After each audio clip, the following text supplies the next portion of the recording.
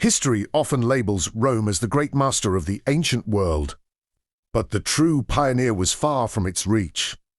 Before Rome's emergence, another civilization emerged. Rich, disciplined, and connected to the sea. This was Carthage. Subscribe to Chrono's Vault. Carthage's origins lay in the early Phoenician culture, which had fascinating trading networks and technological advancements. Their influence spread across the Mediterranean, eventually solidifying as a powerful empire.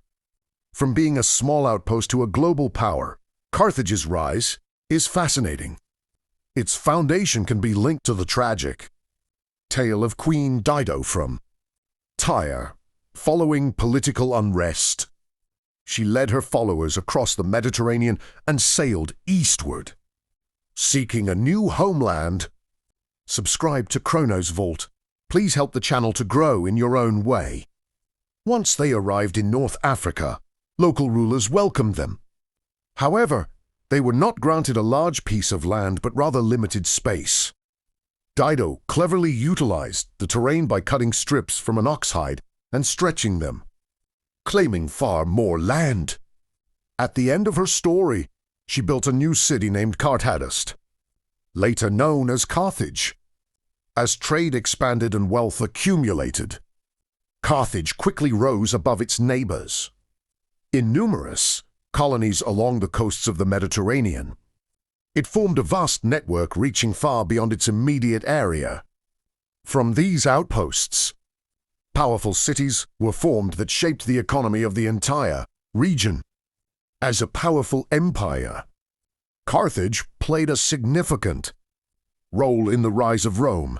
They shared the same Mediterranean world where both powers had ambitions and sought influence.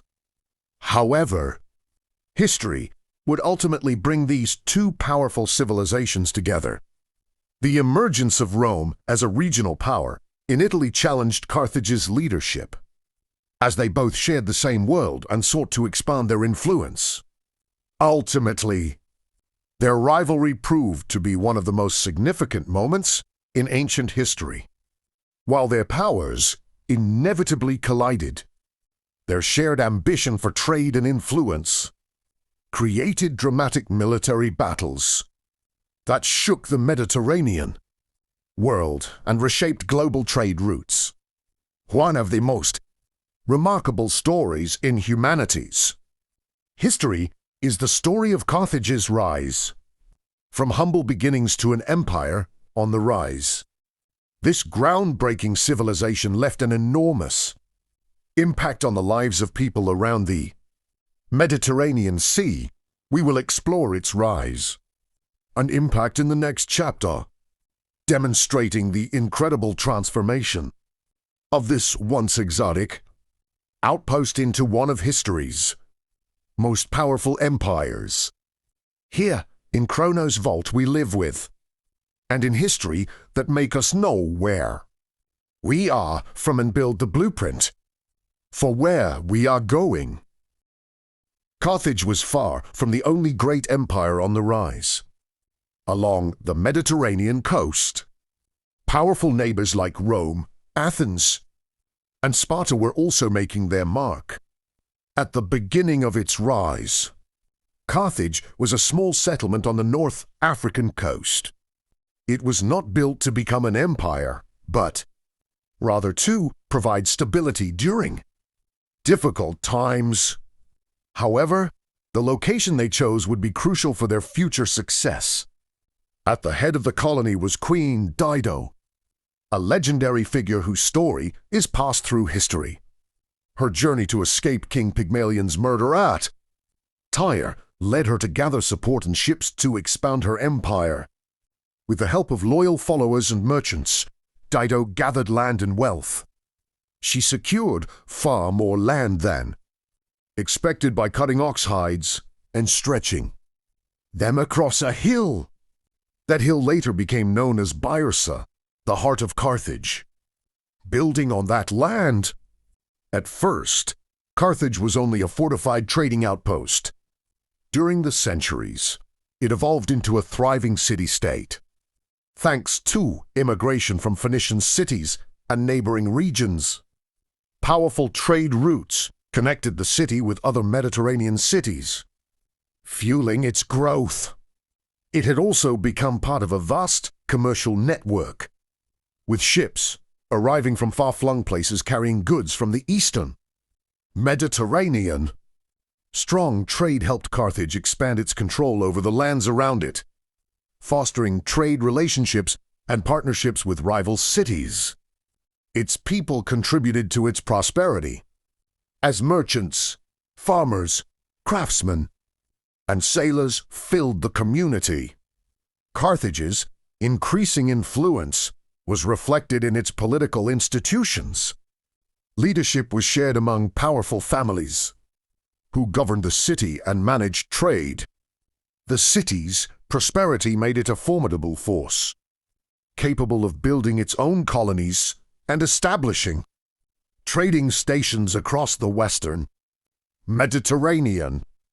Through trade and political alliances, Carthage was building an empire without traditional conquest. Instead, it relied on strategic partnerships, commerce, and navigation to expand its influence and power. As centuries passed, Carthage's influence grew beyond its immediate surroundings. It had become the dominant power in the western Mediterranean. Its ships traveled far away, carrying goods and influence from different regions. Markets flourished, and its leaders achieved great wealth. As a result, the city was able to expand its military power and secure its influence over distant markets.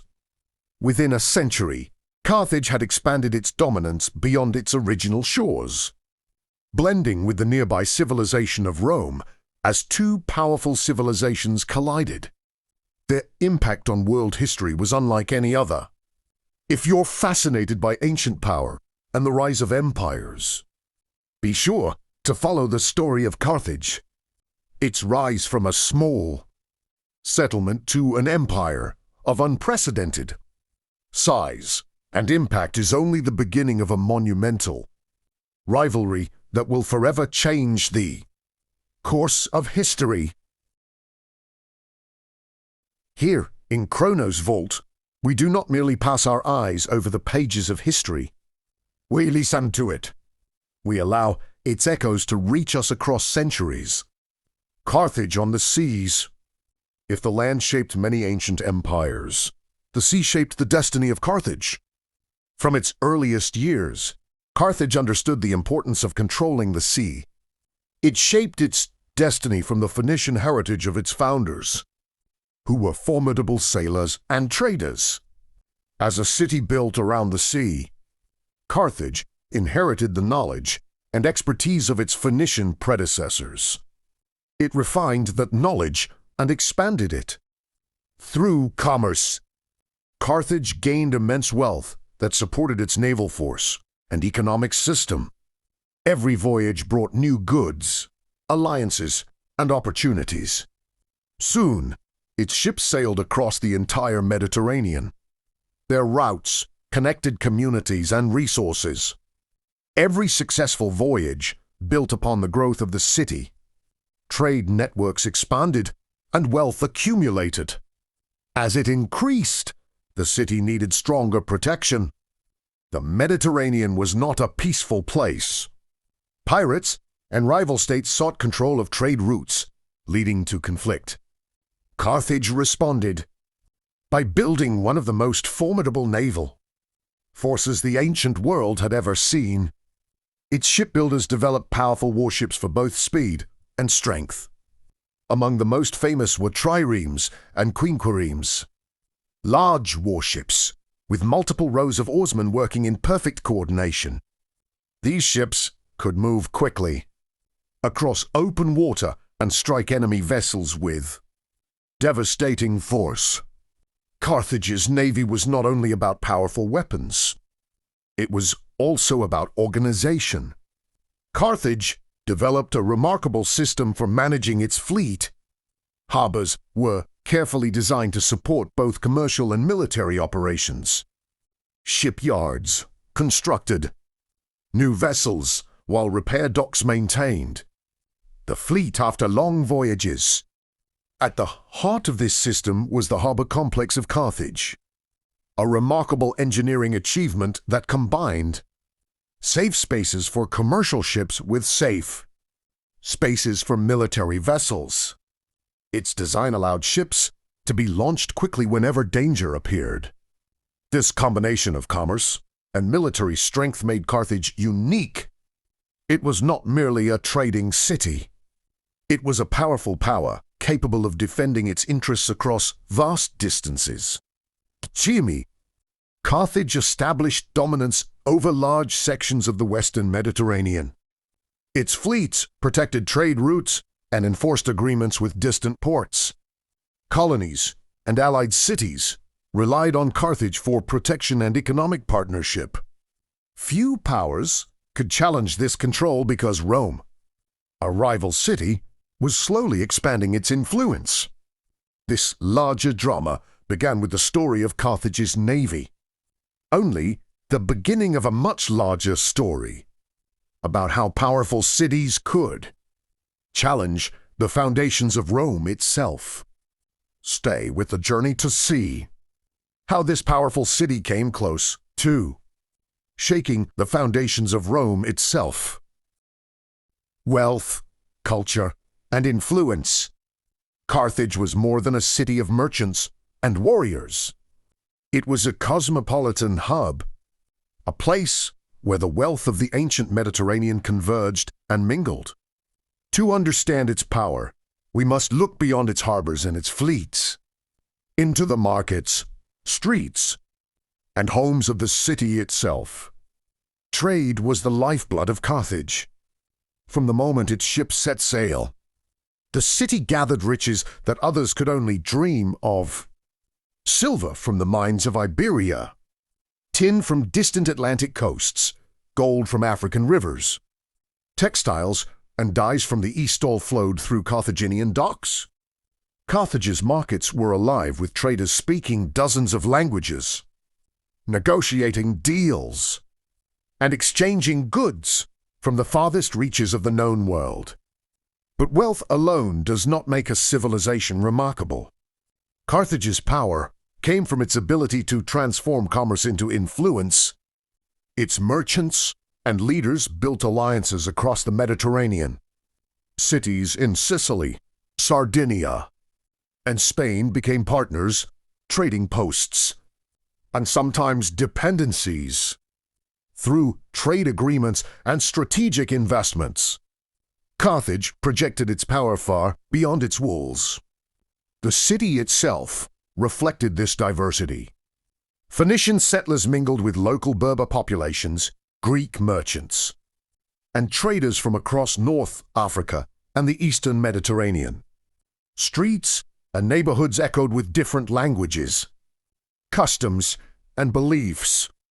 Carthage became a melting pot where ideas, art, and innovations flowed as freely as gold. Religion and culture thrived alongside commerce.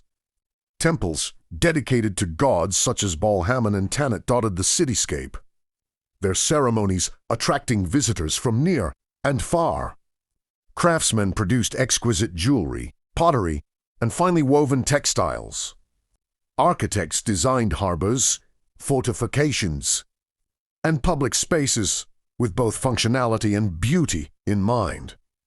Carthage was a city of sophistication as much as of strategy. Influence was not limited to economics or art. Carthage shaped the politics of the Mediterranean. Its alliances and rivalries determined which ports would prosper, which islands would flourish, and which powers would rise or fall. Even Rome, a city yet to dominate the Mediterranean, would eventually feel the impact of Carthage's economic and cultural reach. Carthage was a living testament to the idea that true power combines wealth, skill, and vision. Its merchants turned the Mediterranean into their network. Its citizens turned the city into a crossroads of culture. Its leaders turned commerce into influence. And yet, for all its riches, sophistication, and power, Carthage's story was still unfolding. Its economic and cultural foundations would one day face challenges that tested every ounce of ingenuity the city possessed. There is far more to Carthage than wealth and war. Its influence stretched far beyond Africa, shaping the ancient world in ways few civilizations could. Carthage across Africa and Europe.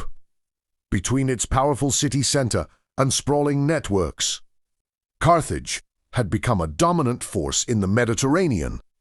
Its rise was not war-driven, but rather through trade, diplomacy, and strategic expansion, a rare and influential civilization's blueprint found along the North African coast.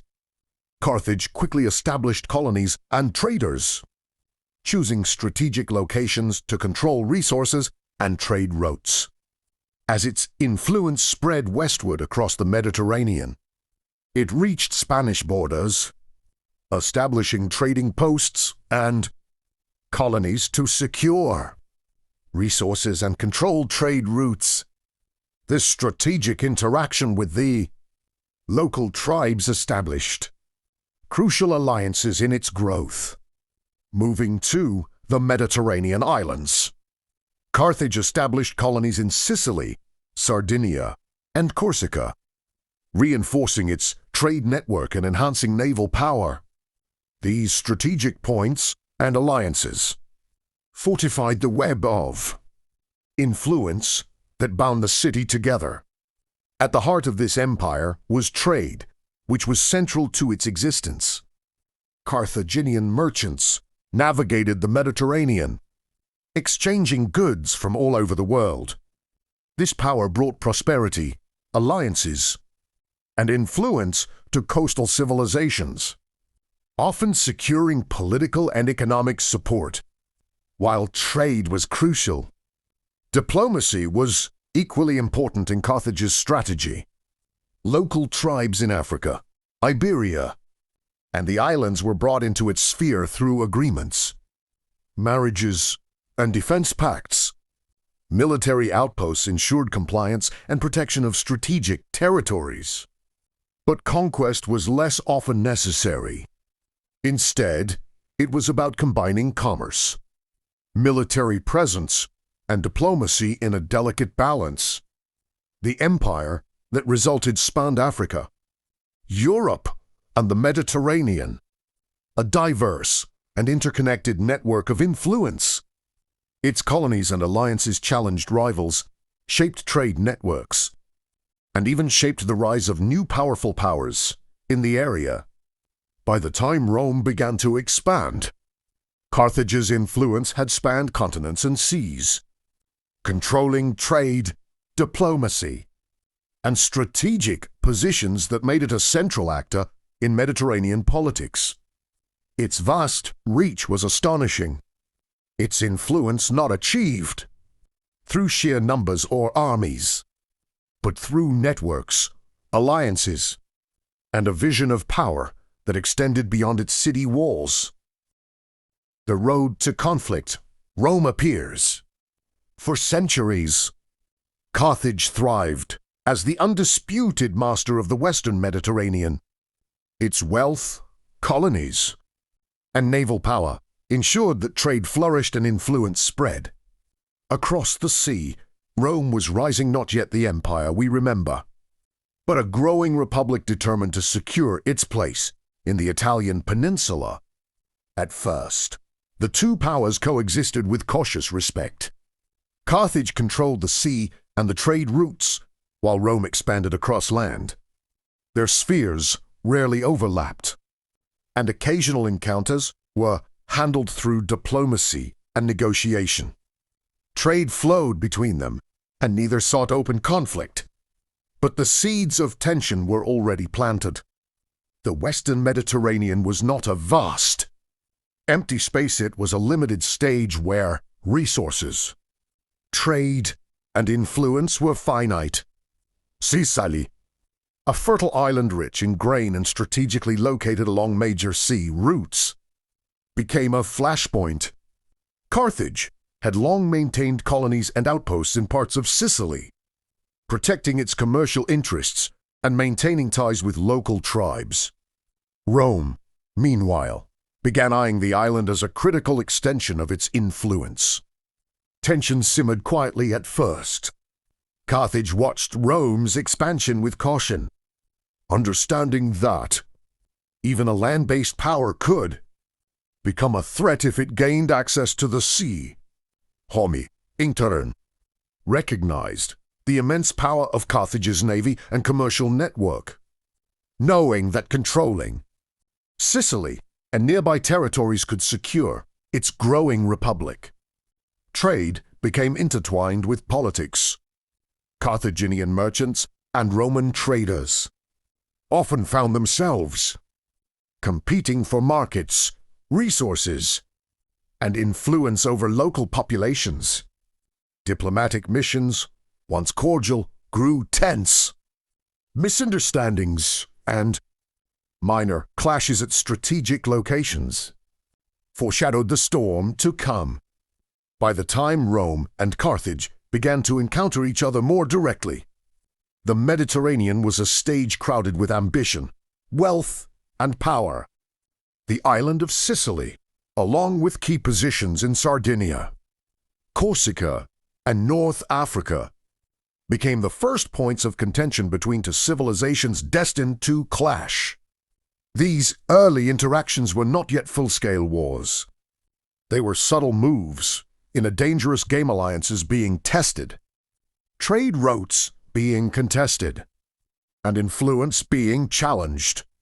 Carthage relied on its established naval supremacy and network of colonies, while Rome relied on disciplined armies and growing political unity.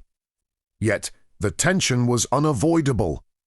Two ambitious powers, each seeking security, prosperity, and influence, were on a collision course. The Mediterranean, once a highway of trade and communication, was becoming a battlefield in waiting. The sparks of conflict were forming, ready to ignite wars that would define an era. And from these early moments, the rivalry between Rome and Carthage would grow into one of history's most legendary confrontations. The First Punic War. The Mediterranean had never seen a conflict like this. Two rising powers, Rome on land, Carthage on sea, were now on a collision course.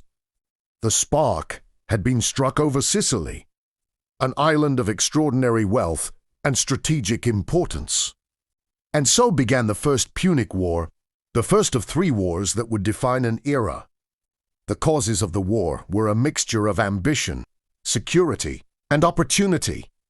Rome had grown powerful in Italy and sought to protect its interests in Sicily, while Carthage could not afford to lose control over the island and its trade networks.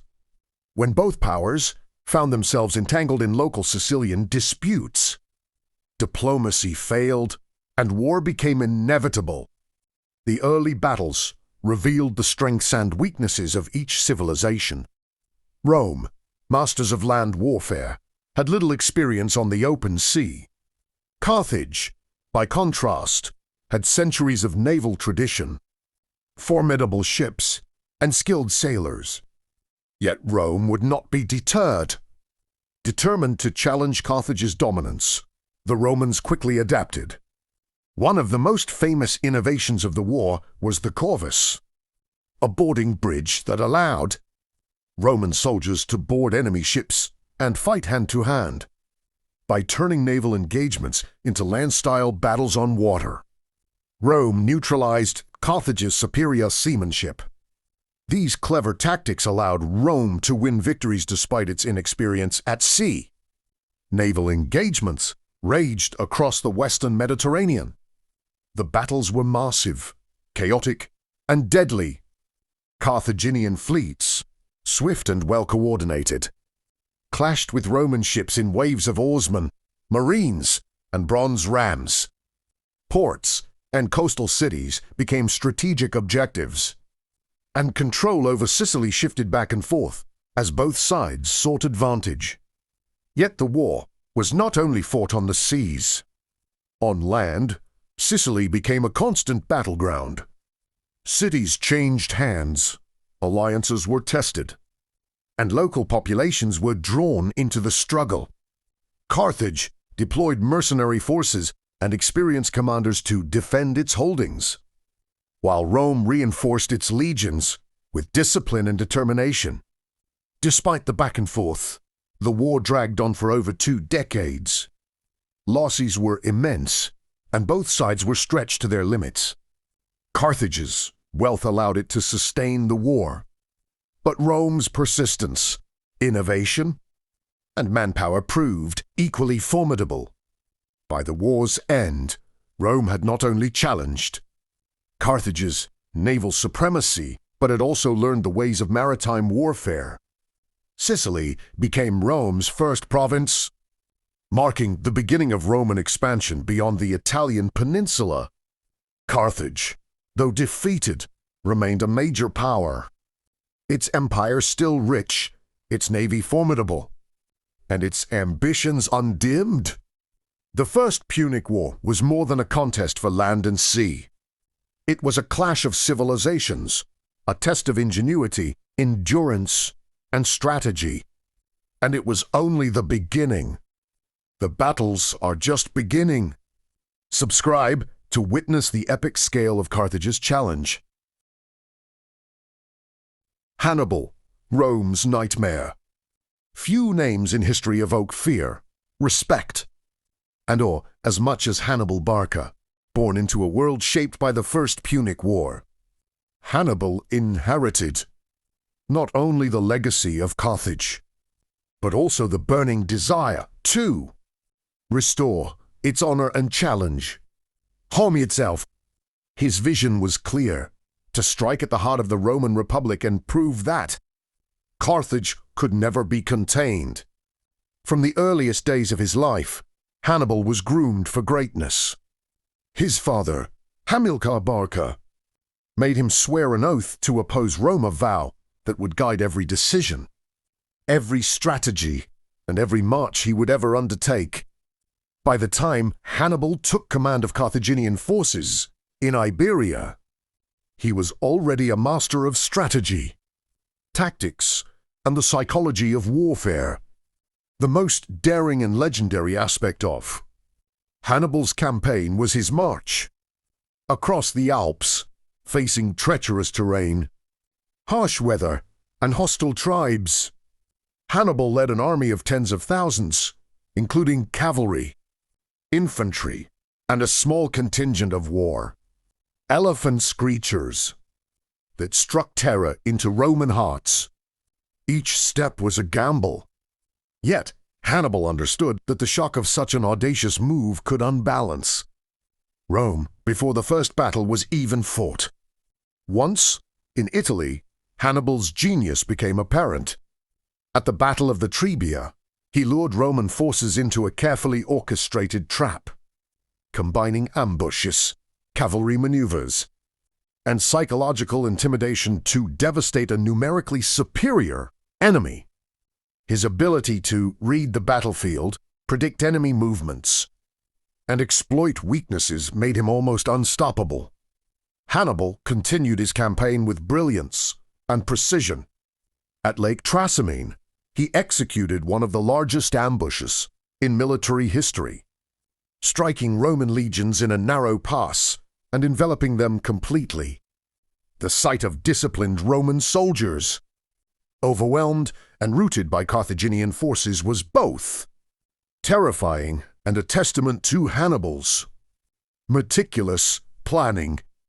Perhaps his most infamous victory came at Cannae, where Hannibal's tactical genius reached its peak. Using a double envelopment maneuver, he encircled and annihilated a Roman army far larger than his own. Tens of thousands of Roman soldiers fell, and the Republic faced a crisis unlike any it had ever known. Hannibal's strategies were studied, admired, and feared for centuries. And even today, military academies analyze his maneuvers as masterpieces of tactical warfare. But Hannibal was not just a commander. He was a visionary leader who inspired loyalty and courage in his troops. His soldiers followed him across mountains, through snow and ice, and into battles that seemed impossible. Hannibal's charisma, discipline, and daring created a force that was more than an army. It was a symbol of Carthaginian resilience and ambition. Yet for all his victories, Hannibal's campaign also revealed the limits of even the greatest military genius. The Second Punic War and its lessons. Hannibal's campaign had shaken Rome to its core. His victories at Trebia, Trasimene, and Cannae were legendary, demonstrating the power of audacity, strategy, and psychological mastery. Yet, history teaches that brilliance alone is rarely enough. The Second Punic War was not just a series of battles. It was a struggle that revealed the resilience of nations, the importance of strategy, and the long shadows of ambition. Carthage, under Hannibal's command, achieved feats that seemed impossible. He moved armies across the Alps, struck deep into Roman territory, and forced the Republic to rethink its approach to warfare. Yet, even with battlefield brilliance, Hannibal faced a crucial challenge: logistics and reinforcements. Carthage could not consistently supply his forces in Italy, and Rome's homeland remained largely intact, able to muster new legions year after year. Rome, humbled but unbroken, learned the art of adaptation. Instead of meeting Hannibal head-on, the Republic adopted a strategy of delay, attrition, and containment. Roman generals avoided risky engagements, harassed supply lines, and focused on reclaiming territories that Hannibal could not hold indefinitely. This combination of patience and strategic thinking would prove decisive. Diplomacy and alliances also shaped the course of the war. Hannibal relied on local tribes and city-states to support his campaign. But Rome skillfully built coalitions, ensuring that Carthage's influence in Italy could not expand unchecked. Each diplomatic maneuver mattered, demonstrating that wars are won not only by swords and elephants, but also by negotiations, loyalty, and political foresight.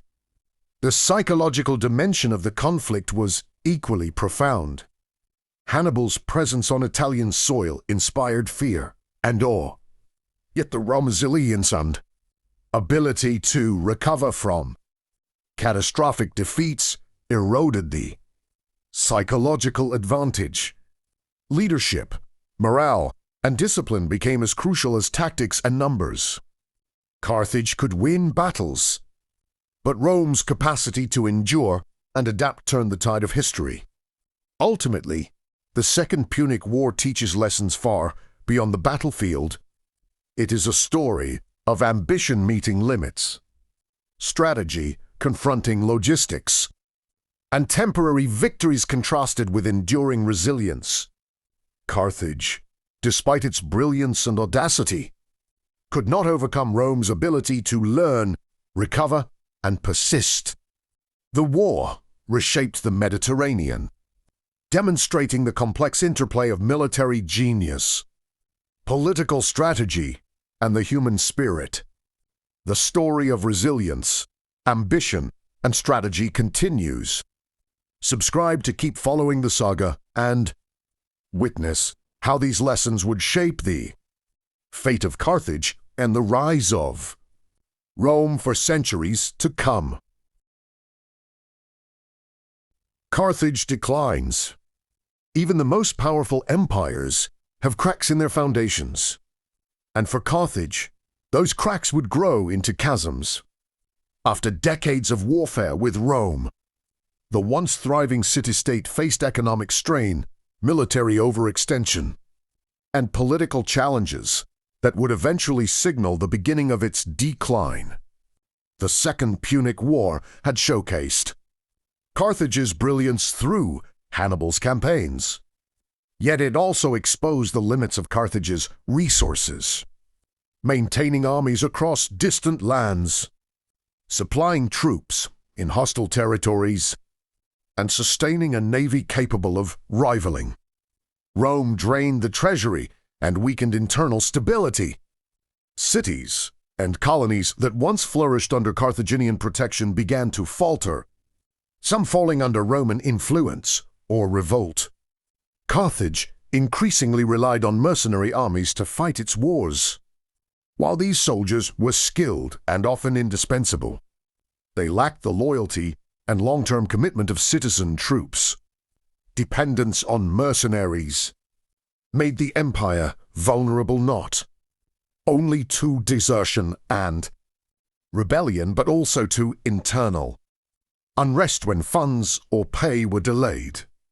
Carthage's once proud citizen soldiers became fewer, and the heart of the city's military strength diminished. Meanwhile, Rome was learning, adapting, and consolidating its power. Roman strategy combined economic pressure, territorial expansion, and calculated diplomacy. They targeted Carthage's colonies, cutting off trade routes and isolating key territories. By systematically undermining Carthage's ability to project power, Rome exploited the empire's weaknesses, forcing the city into defensive positions it had never faced before. Internal politics compounded these problems. Factionalism, debates over whether to pursue peace or continue the fight, and the burden of maintaining distant holdings created tension within the Carthaginian leadership. The empire that once commanded the Mediterranean now struggled to coordinate its own cities, armies, and resources. By the time the Third Punic War began, Carthage was still proud, still wealthy in parts, but fundamentally weakened. Its empire had shrunk, its economy strained, and its military no longer as cohesive as it once was. The stage was set for a final tester, confrontation with Rome that would determine whether the city could rise again or be erased from history. Carthage's decline is a story not of sudden defeat, but of gradual erosion, where brilliance and ambition could not fully overcome structural weaknesses, over-reliance on external forces, and the relentless rise of a rival power. It is a reminder that even the mightiest civilizations must adapt continually or risk fading into history. Even the mightiest empires have weaknesses. Subscribe to see how Carthage faced its final test and to witness the end of one of history's greatest city-states. The fall of Carthage. The story of Carthage, a city that once dominated the Western Mediterranean, comes to its tragic and dramatic conclusion in 146 BC, after centuries of ambition, brilliance, and struggle. The city that had challenged Rome for dominance faced its final and decisive blow. The Third Punic War began not from a grand clash of armies, but from a persistent Roman determination to eliminate a rival once and for all.